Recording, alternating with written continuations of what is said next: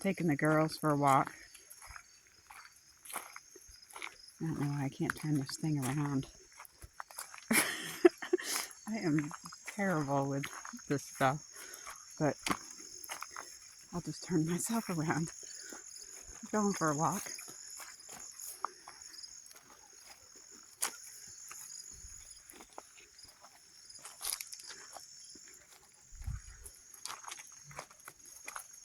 Love it so much out here.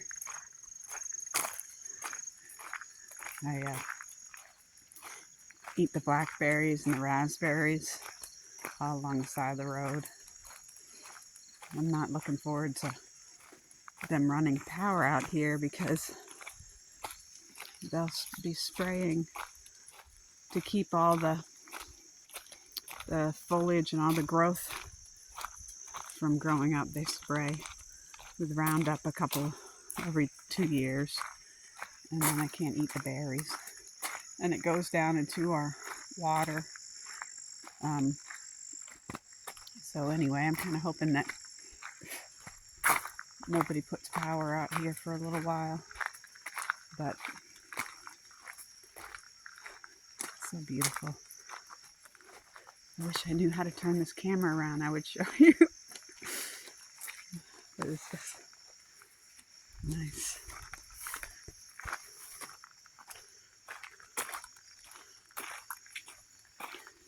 So anyway, I started my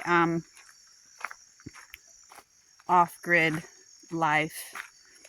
It's not really, again, I'm not really necessarily about the off-grid. It's more like beat the grind. I may at some point have power if I need to or want to. But right now, I enjoy not having a bill, and like I said, the spraying and stuff like that kind of bums me out. But I don't even know how many years ago. I think it was 2014 or something like that.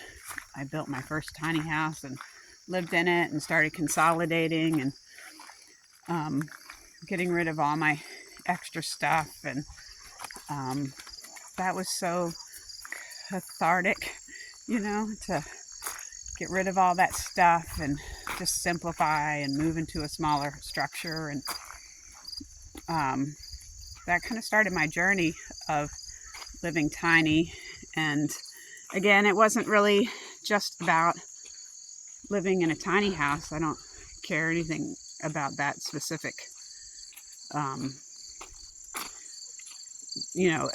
living in a tiny house, but it was more about just living simply, learning to live with less and not needing to work so hard to be able to just, it's like you work to work. Come on, girls, let's go back the other way. Come on. Penny made it. What's that right there? Penny.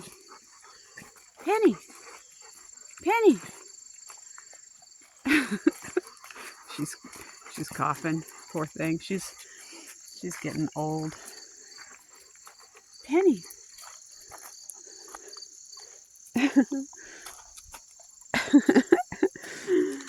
She's been with me for so long. She's a sweet doggy. So yeah, just that started the whole journey of just living small and thinking about what are the things that I really need and what are the things I don't need, and starting to value time. And I don't know, then I had a whole health crisis, and that's a whole nother story, which kind of opened my eyes up to the health system and how they're not really interested in wellness, but just more and more pharmaceuticals. And so between, it was kind of like a crisis of faith in all of these systems, with housing being so unaffordable, unattainable.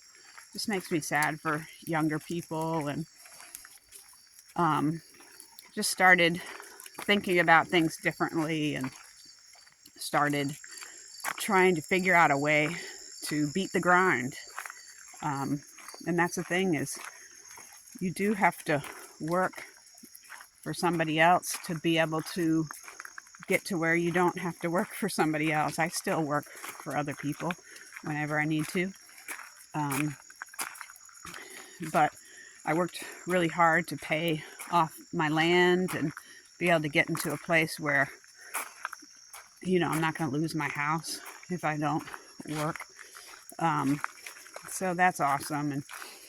And but that took a lot of hard work for other people to be able to get that, and a lot of strategizing. And I still feel like I'm doing that. You know, I'm still trying to figure it all out. And I have so many friends that are so much further ahead of me with, you know, living sustainably, especially with the gardens and the food. I've done a couple of gardens, and I did have a really successful potato season this year, which I love. I'm very excited about growing my own potatoes and living off of that. And I'll probably get some chickens. I don't have any animals right now except the dogs, because I need to get all my systems set up first. So, but I'm on my way. I have a lot to learn, and I'm excited to be out here. I feel so just happy when I'm in the woods, surrounded by nature. And I found I'm finally getting to know myself, and I'm realizing that I require a lot of solitude and a lot of time in nature to feel good, feel healthy, mentally, spiritually, physically. And I appreciate you guys for going on this little walk with me and the doggies. Penny too. And I'll see you guys on the next one.